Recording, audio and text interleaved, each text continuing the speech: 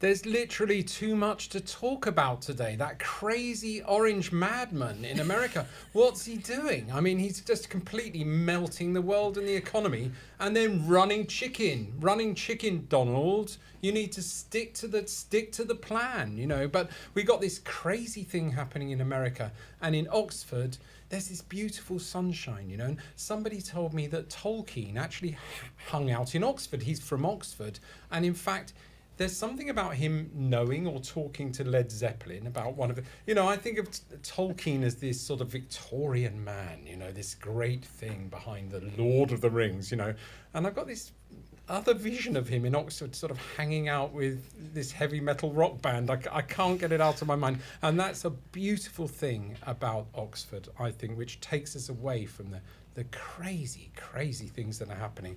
Welcome to the Internet Seriously, a humorous look at tech, news and politics. I'm Lucian Taylor in Oxford. I'm Emily Taylor in Oxford. And I'm Mark Robertshaw, also in Oxford. We have our great Mark Robertshaw here, our COO, who's joining us today. I heard a bit of the Mark Robertshaw song coming up. I wanted to do an update on our migration of our two corporate websites and our one new build out of a website using React, Next.js, Sanity and Vercel. I'm not going to have time for that today. I just wanted to have a geek while Mark's here. Microsoft has its 50th anniversary. Can you believe that? We have the TikTok sale, and I don't know what's happening with that. Next, X clamps down on parody. Fake must lead names, avatar ban, and clarity drive. I mean, just sounds crazy. And finally, tariff tangle. Will your next iPhone cost a fortune?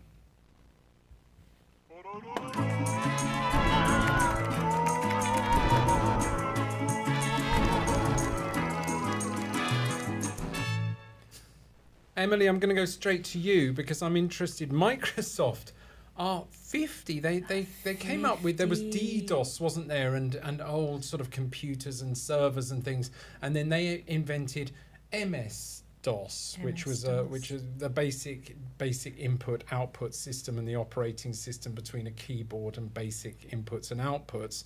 And there you had Microsoft just sort of controlling the market, and here they are 50 years later. 50 you know, years. How's their stocks and shares been doing at the moment? I think they were relatively well insulated in the recent turbulence. So Google and Microsoft tended to have less of a fall than the other tech stocks. And of course, we'll be coming on to the tariffs and what happened to the markets there. But yeah, there's been celebrations this week for Microsoft's 50 years. I've got a quiz for us all to do in a second. But as part of the celebrations, the presentations showed Copilot recreating BASIC. Which took the founders 6 weeks. Mark, do you want to mansplain what Copilot is? Emily knows it anyway, I know, but why don't we just, because you're the real techie here.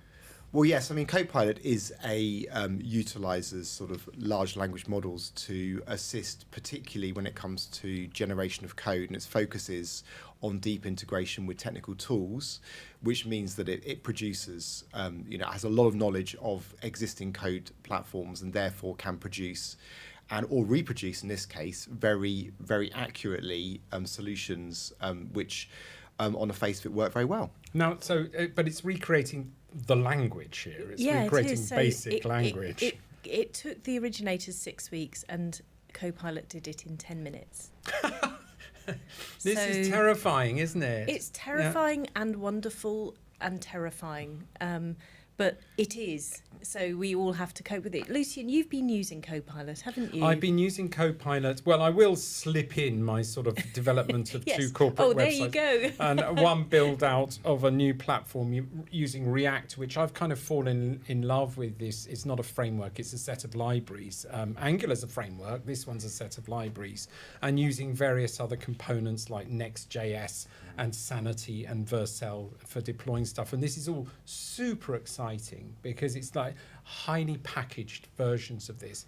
But I'm still behind with the syntax. You know, I like programming in the language I know. And when documentation is so shit in this game that when you actually just show me I want to know how to do an interface. I want to know how to do a parameter signature to go into a function. What's the syntax? And you describe the problem, and Copilot says, yeah, I can figure this out. Do you want me to sort it out, or do you want me to explain it to you? Wow. And what's even better I've found is Gemini, Google Gemini.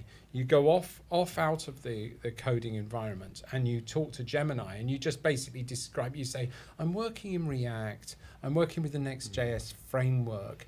Can you help me put together a button that takes multiple parameters so I can use it in a loop in different contexts? And it sounds like, you end up with this chat. This is really interesting because as a non-programmer, I wouldn't know what to ask. I think that's the key. Those tools. Yeah. And also going back to, my observation of the two of you working together as programmers for more than 20 years.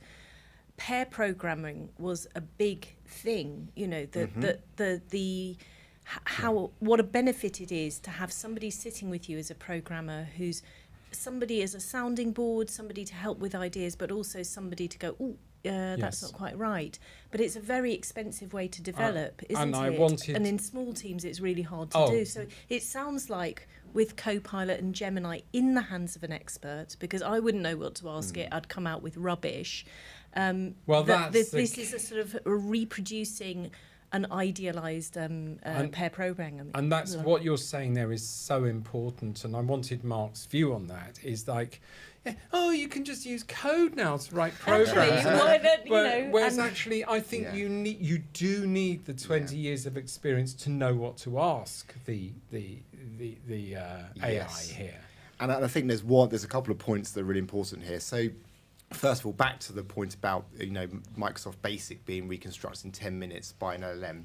I mean, in a one sense, that is not surprising because Basic is incredibly well documented. The foundations of the language are well documented, but we must always remember that it didn't exist before those people who wrote it in 6 weeks, and they defined the syntax, they defined the rules, and that was all part of the process. Now, an LLM to reconstruct that from known facts. Is a relatively straightforward task. Now, you could argue that it might do a slightly better job, a slightly better optimized job from scratch, knowing all that we know now.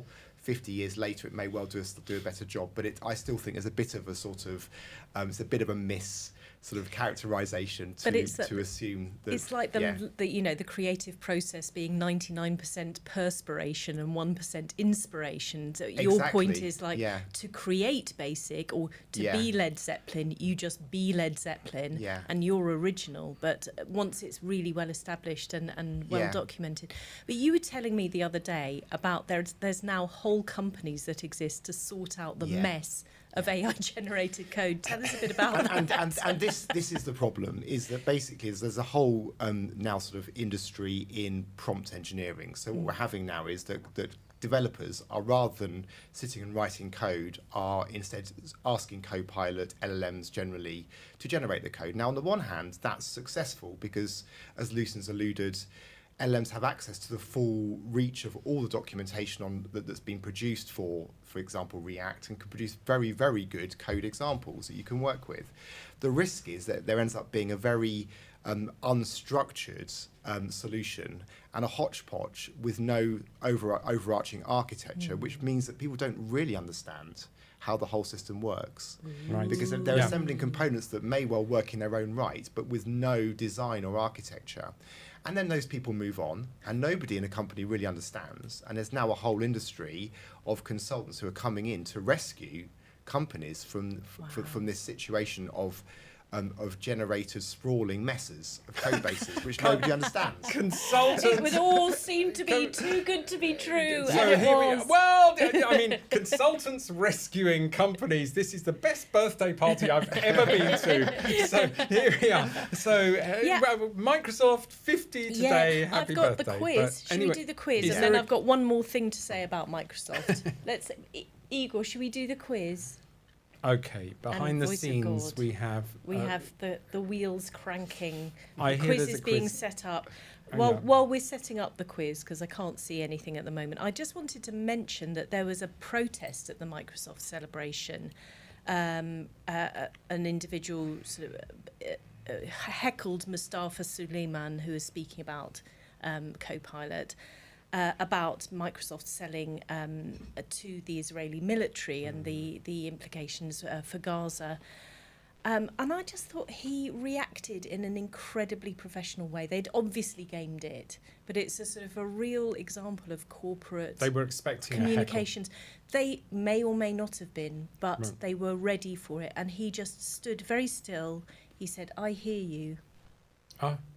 He treated her with respect and Yeah, dignity. wow, yeah. He himself has Syrian origins, Ah. and she called that out. Mustafa, you should be ashamed. To actually overcome the natural instinct to react as a human and to be defensive, he just said, "I hear," and he kept repeating, "I hear you." He gave her the space to say her piece. Yeah. Wow. And then he just took a moment and got back to his presentation. So, it was wonderful. incredibly It sounds like he did actually impressive. answer her as a human. Yeah, but I think it was rehearsed. Not AI.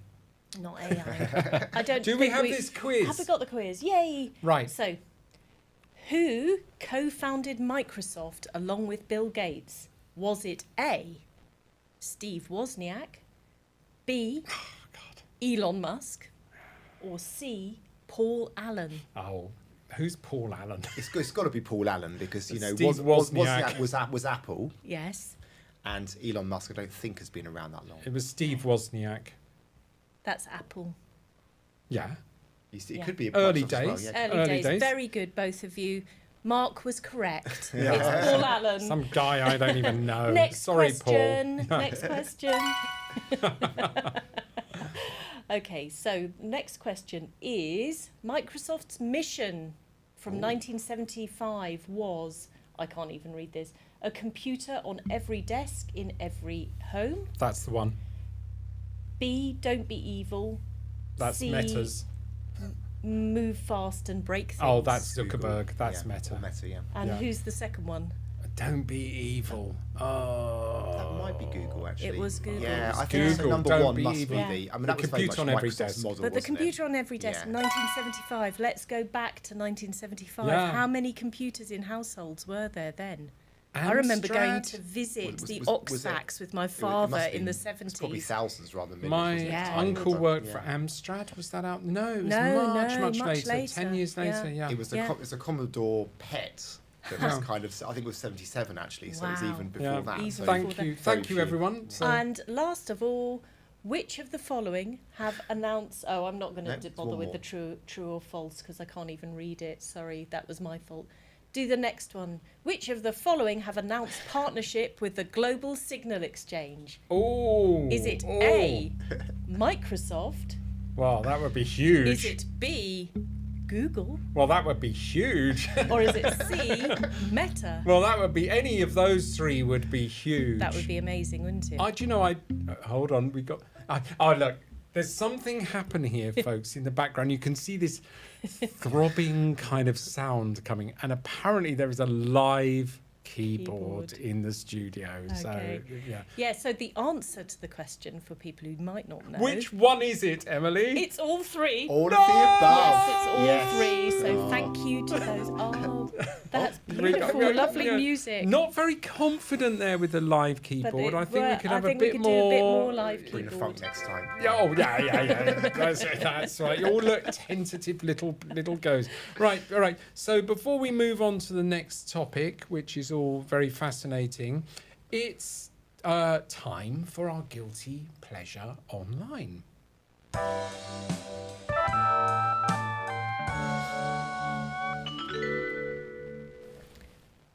Lucian, what is your guilty pleasure online? It's AI again.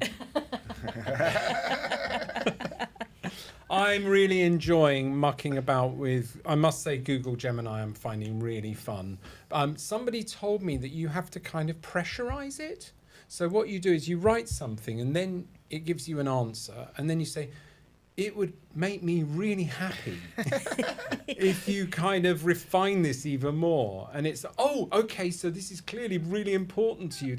So I'm actually quite intrigued by the developing a relationship. Emotional prompting. Yeah, that's right. So, that's it. So I'm not really going to go on about this much more. Next up.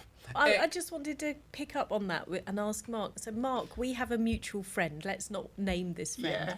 Who really uses those AI, chatbots as a sort of almost like a buddy to talk about problems. Tell us a bit about that. And we mustn't forget that, of course, these LLMs have been trained not just on, technical material and things like that, but on everything, including, psychology and all sorts. So it is very true that LLMs can act very well as your sort of personal advisor, your sort of shrink on, shrink in the room. One of our friends very much spends their day talking and asking advice and on their personal life as well as their sort of I missed daily the trick. technical life. I didn't know that. Yeah, that's another thing. Absolutely as your relation, awesome. as your trust with Gemini develops, you can go deeper.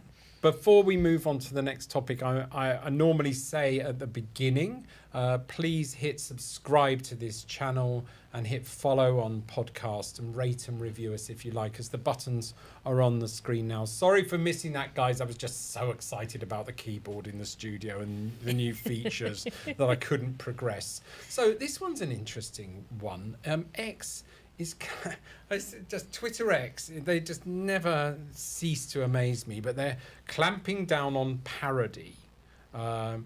The word fake must lead in names that they put on their platform. They've got an avatar ban and a drive for clarity. So what is this about? It's all about sort of it's a social media platform, and when they talk about a parody account, that is one that imitates another person, a group or organization. And it seems that Elon's got a bit narked about all of this, and basically what they're saying is that parody accounts adopt elements of the subject they are mimicking, and that's the important thing. Hang on a second. So hold on. The whole Take thing. a few pills and let's just finish this intro. So parody accounts are not like malicious impersonation. Okay. So they're not fake accounts. They're more for like they're meant to be recognizable as non-genuine. Although this distinction, they say, can sometimes be blurry, but they are about the humor and the satire. They're a bit like those night shows where people pretend to be Trump. But what they're saying is they're asking for clarity around this, and to make it clear that the account is a parody, X is specifying rules for this, and they've got to include the terms like the word parody or fake or fan or commentary, and in one recent terms and conditions, they're saying it's got to appear at the beginning of the account name, so it's sort of fake Emily Taylor. What do you think about that, Emily? Well, I'm just wondering whether I've been hallucinating the last couple of months, where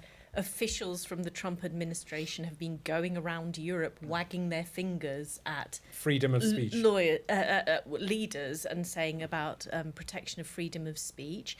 I'm wondering whether a certain owner of X might be finding, or maybe the president might be finding, that they are the subject of parody accounts and might be feeling a little bit thin-skinned and a little bit sensitive.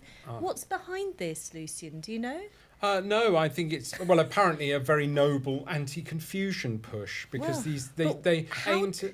How does this fit with Foam firing all of your Furious. content moderators, all of your policy people, and just having the platform overrun with bots and so on? Well, Mark, I mean, Musk and Trump, they're best buddies, aren't they? Or do you think there's a bit of a thawing in the orange Tesla relationship, orange Tesla sales? Yeah, I mean, I think they, it's really interesting looking at how they interact with each other. But I think that there may be a bit of a change, because this sort of messaging would sort of go against what we've been seeing. But I think also looking at the details of this, it is ridiculous and very, very, very, very hard to enforce. And I mean, concerns about no identical avatars, for example. I understand that lots of platforms are now enforcing this model where they do face recognition. They ensure that they've caught you completely, and only one account can ever be made with that face. It's a great security model, and I think it works well. The problem is, who's going to get in first? Is it going to be the real person, or is it going to be the person who's parodying the real person? And therefore, are you potentially introducing a whole minefield of locking out genuine people from accessing your platforms? I'm always very nervous when the algorithm writers and the too clever by halves like Elon start drifting into the stuff of entertainment and arts. Emily, coming from the arts, that the role of parody and satire and sketches is really important. And as a person who's very interested in the arts, when these guys wade in and start telling you how to do the arts, because this is actually about bloody-tainment. And what about, you've got the parody accounts they're talking about, but what about sketches within an account? You can have a comedy show that includes a number of parodies about are they going to have to say, warning before this scene, just to let you know that this is funny and this is a sketch? I mean, so that their algorithm can crawl through that show. It just sounds hilarious, doesn't it? I mean, the whole point of parody is it's meant to be funny, and it's also a really important part of the whole democratic apparatus, because if you're in a society where you can poke fun at the people in charge, you're at least on the way to being a free society. If you can't, then you're in trouble. Yes. Yeah, well, I wonder whether we'll end up with the same situation as we have with scams and frauds now, where you presented with a big sort of page at the front saying, "Warning: the following content could be funny." Please check. Trigger are you your sure laughter. you want to continue? Yes. I'm just finding more and more there's just one or two individuals in America, and if you just want to satire and parody and entertainment, just look at their diary for the last week. It's just unbelievably funny. Just to let you know, those in the background, there was a fire alarm thing, but I think we've got quite tight microphones, so you might not have got that. So before we go on to the next topic, we've actually got a clip of the week. Quick, find the button, hit it. Do we have a clip of the week? We do have a clip of the week. Great. Eagle's just having a heart attack. I think he was lining up for the Tech Room 101. Oh, poor but Eagle. this is genuinely a live show, and the clip of the week does come after our Guilty Pleasure Online and after our second topic. Here it is. Here it's coming up now. May it please the court, I come here today a humble pro se before a panel of 5 distinguished justices. Is this, hold on, is that counsel for the case? Now, I'm sorry? this is unbelievable. This is a clip from TikTok, just so that people know. Basically cutting to a lawyer, quotes, lawyer providing legal advice online to the court. And the Court of Justices quizzing each other and counsel before them about whether that was real or not. So one of the litigants generated that model. And isn't it interesting how quickly she realised it was fake, that it was an AI? Because, may it please the court, I come here as a humble proceed. Yeah. I'm sorry, is it the grammar that's upsetting you as a lawyer, Emily? It just, I Wasn't mean, I know language. that. Well, I know Is it that in being court natural that's upsetting? they do say things like, especially in America, they have quite a formal may it please the court and stuff, but it just sounded like so weird. Yeah, I've got a friend who's fought most of his legal case. He's in the middle of a legal case at the moment. A mate of mine called Graham, let's just leave it at that, who's used ChatGPT to putting together a lot of his legal arguments. And his actual physical legal lawyers have said to him, that's actually pretty good. You've had pretty good advice so far. Yeah. If you can't afford $300,000 an hour lawyers, what's wrong with using AI to provide some expert guidance for the court? Mark? So I think you've always Oh, got he loves questions like that. I'm loving it. you've always got to be really careful, haven't you? I mean, it's. I think, as I said So already. we have it in coding, Yeah. but we're not allowed to have it in a court. No, I think you have to be immensely. I mean, like I've said already, the LLMs are so extensive in their reach that you will likely get very good advice from ChatGPT. And I know that so much of the legal industry and other industries, publishing industries, all this are now using AI extensively. But I think there's always a need for somebody to look it over. I don't think you can just go to court with something that's With been your generated by AI. ChatGPT without having at least a lawyer looking over what you've got. And it may be that the lawyer says, yeah, that's great, but you wouldn't want to depend upon that. Yeah. As somebody who's paid for a lot of legal advice in my life, I've got mixed feelings about all of this. I must say, I've got mixed feelings. Before we go on to our final topic, it's time for our Tech Room 101.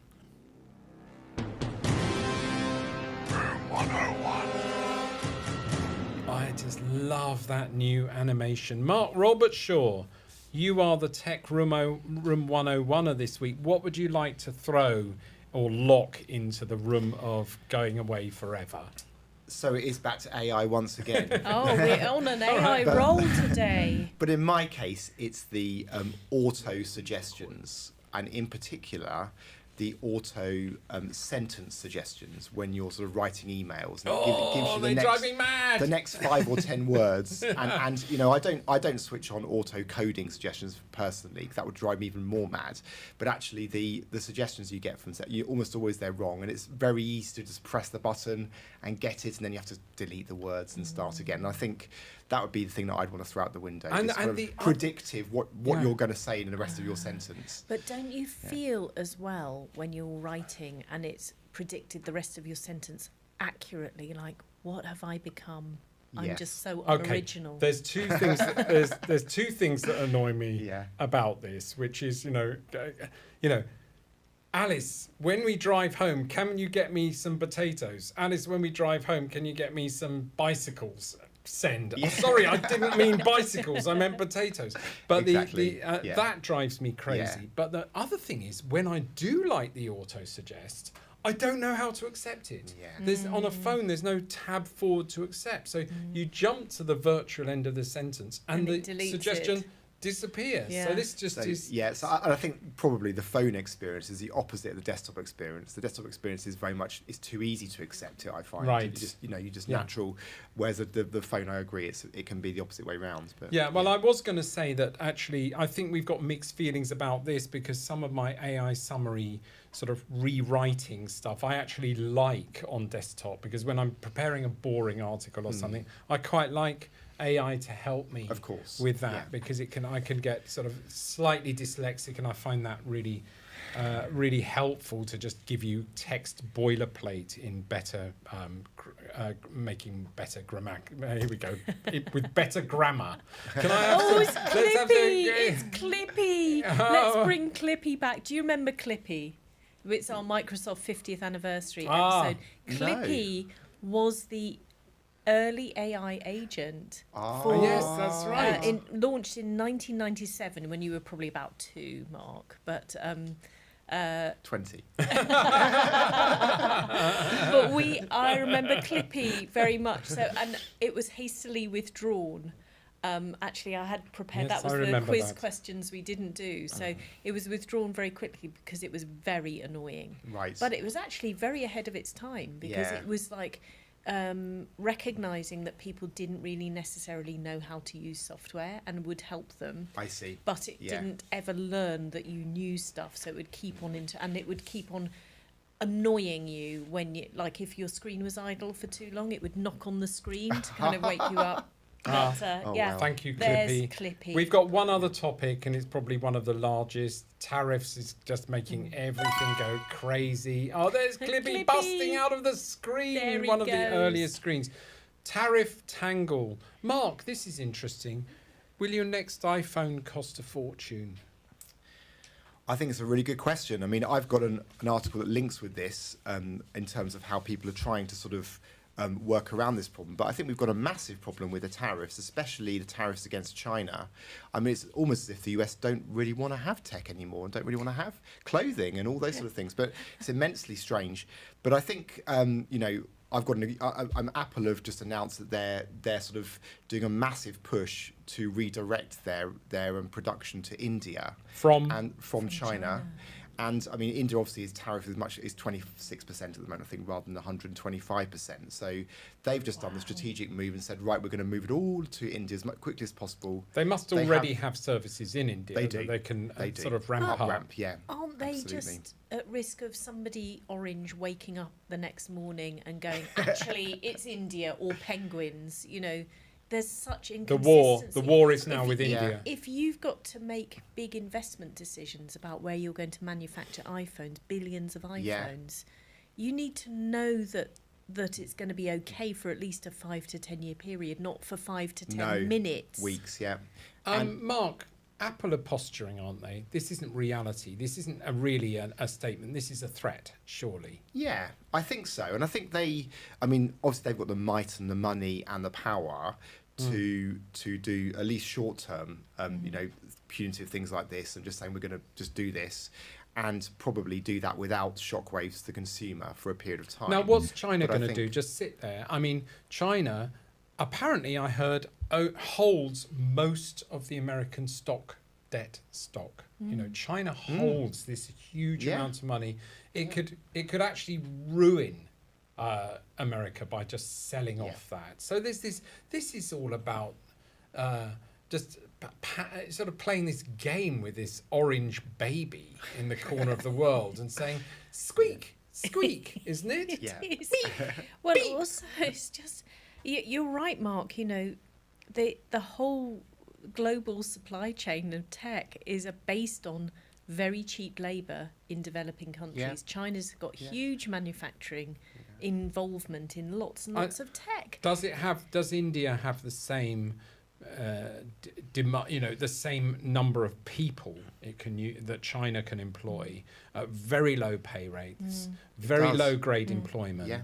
and because that's what this game That's is the all key about. thing, The British Empire used to be an empire when we had free labour, when we'd go and just take people from Africa and put them to places like America and force them to work in houses for the rest Are of their you lives. advocating this? No, I'm just saying this is what you need. You need greedy oppression of people to gain those kind of manufacturing benefits, surely. So Apple are going to shift all of this cheap stuff that's being built in China to India. Yeah, and I think you're right. I mean, India is now, I think it's toppled China, hasn't it? The largest population in the world. It's very close. Yeah. So I think they've got a very good alternative market there. And as you say, they've already got established, I think it's 20% at least production is already happening in India for iPhones. So they've already got that.